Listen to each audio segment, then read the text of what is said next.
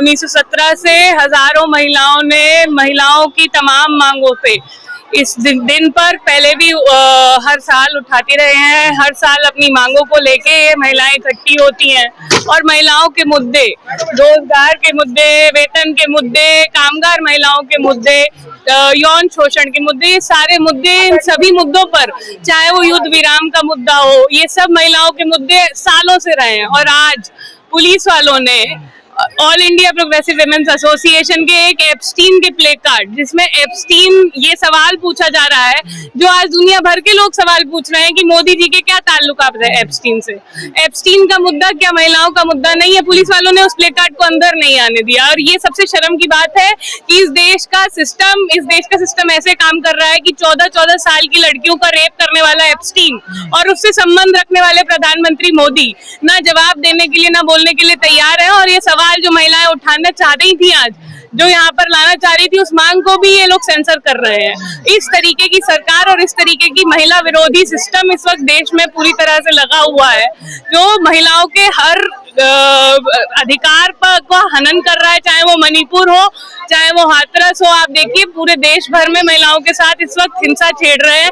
Bharatiya Janata party जितनी नीतियां लाती है सब महिला विरोधी, मजदूर महिला विरोधी, जो नए लेबर कोड है वो महिलाओं का सबसे लड़ा हुआ अधिकार, समान काम का समान वेतन का अधिकार पूरी तरह खत्म करते हैं। ये अधिकार महिलाओं ने सालों लड़के जीता था और ये अधिकार, ये लेबर कोड खत्म करते हैं। इस तरीके के कानून लगातार ये सरकार बना रही है, जो जिसको जामा पहनाती है कि बड़ा प्रगतिशील है, लेकिन सच्चाई उसकी यही होती है कि महिलाओं का कितना शोषण बढ़ सके, उन पर अत्याचार बढ़ सके। इस तरीके के कानून महिला कामगारों के लिए, महिलाओं के लिए आ रहे हैं। जितने बलात्कारी हैं उनको बेल दिलवाती है ये सरकार। उन वोट डलवाने के लिए राम रहीम को हर बार बेल मिल जाती है, लेकिन महिलाओं के मुद्दे, उन पर किस तरीके का काम ये सरकार कर रही है हम देख रहे हैं, कुछ भी नहीं। और यही सारी जो समस्याएं हैं इनको लेके आज यहाँ पर हम, आप समझिए कि संविधान पर जो लगातार जिस तरह से हमला चल रहा है, जो बराबरी का एक चाहे वो जाति आधारित बराबरी हो, चाहे वो महिलाओं की बराबरी हो, इस तरीके की बराबरी संविधान जो अधिकार देता है इस देश के हर वासी को, उसको छीनने की लगातार जो कोशिश कर रहे हैं ये जो रूलिंग क्लास है, जो बैठी हुई है रूलिंग पार्टी, वो लगातार इस तरीके से संवैधानिक अधिकारों पर, महिलाओं के संवैधानिक अधिकारों पर हमला कर रहे हैं और ये सहा नहीं जाएगा।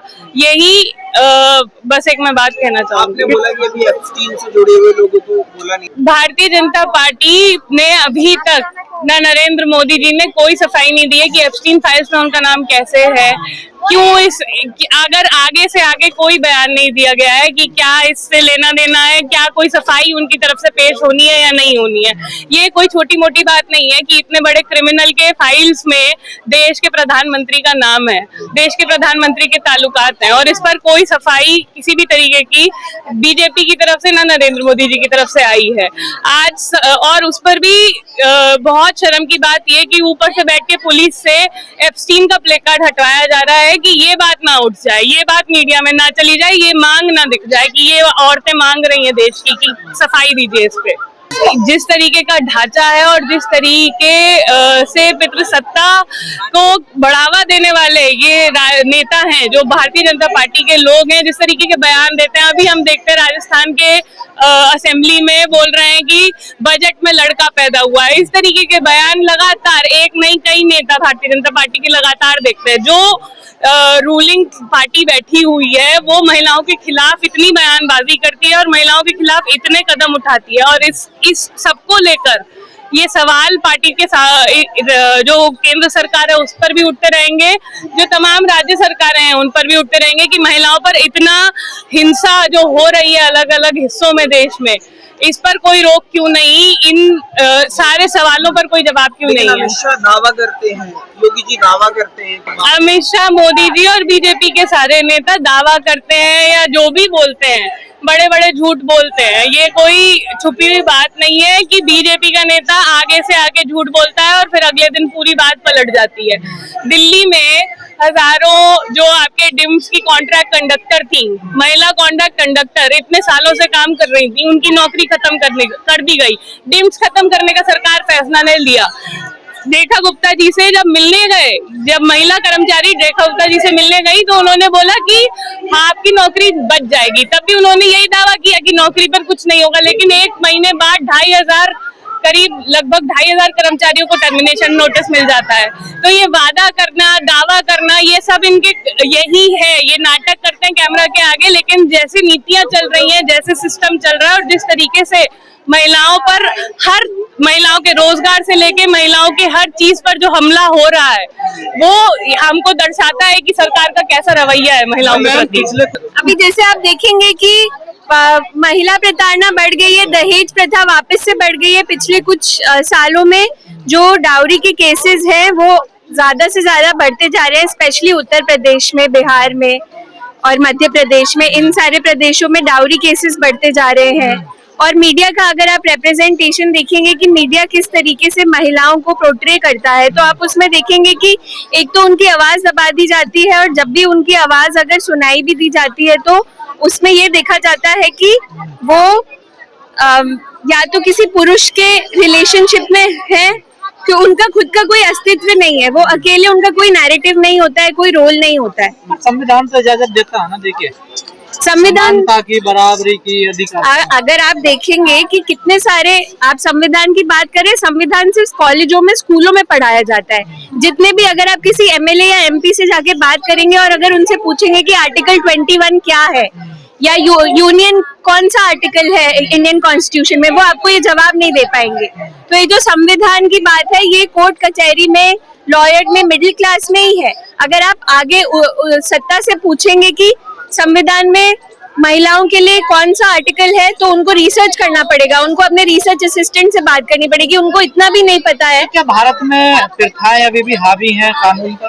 बिल्कुल प्रथाएं हावी है। अभी फिर से एक ट्रेंड आया है कि जो भी 1990 के दशक में जो भी इंडिया ने अचीव किया था विमेन्स राइट्स के मामले में, 2000 के दशक में जो लिबरलाइजेशन, प्राइवेटाइजेशन और ग्लोबलाइजेशन जब हुआ था, आधुनिकरण हुआ था, उससे जो आईटी सेक्टर खुला था, उससे जो भी नौकरियां मिली थी महिलाओं को, निम्न मध्यम वर्गीय महिलाओं को या मध्यम वर्गीय महिलाओं को, वो अब नौकरियां भी नहीं है। और अब जो पुराना ट्रेंड है कि जल्दी शादी कर देना लड़कियों की, लड़कियों को ज्यादा ना पढ़ने देना या लड़कियों को घर से बाहर ना निकलने देना, वो सब वापस आ रहा है, धीरे धीरे सब वापस आ रहा है। लेकिन तमाम लोग कहते हैं कि महिलाओं को घरों में ही रहना चाहिए, क्योंकि वो महिलाओं को देख नहीं सकते हैं। बाहर अगर महिलाओं का जो प्रेजेंस है वो उनको इतना ज्यादा थ्रेटन करता है कि वो महिलाओं को बोलते हुए, चलते हुए, लोगों से बात करते हुए, पढ़ाई लिखाई की बात करते हुए, समझदारी की बात करते हुए देख नहीं सकते। या तो वो उनके हिसाब से अगर वो पैसा कमा रही है तो ठीक है, लेकिन अगर कोई महिला बाहर जाके दोस्तों से बात कर रही है या घूमने जा रही है तो उससे उनको प्रॉब्लम है। तो क्या भारतीय जो पुरुष समाज है वो बराबरी में नहीं देखना चाहता? नहीं देखना चाहता। अभी कुछ तो इम्प्रूवमेंट हुआ है, ऐसा नहीं है कि सारे पुरुष ही ऐसे।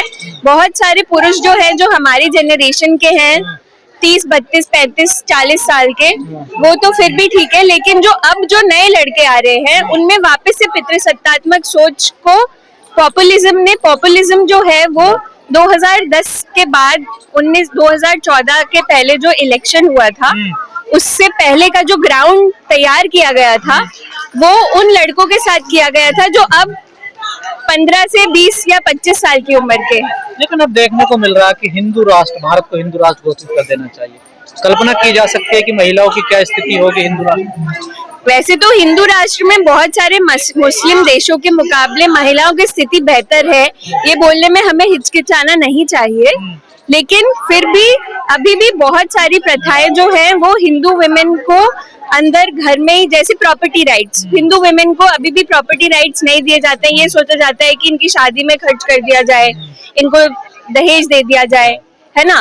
तो प्रॉपर्टी राइट्स, लैंड राइट्स अभी भी वुमेन के पास नहीं है।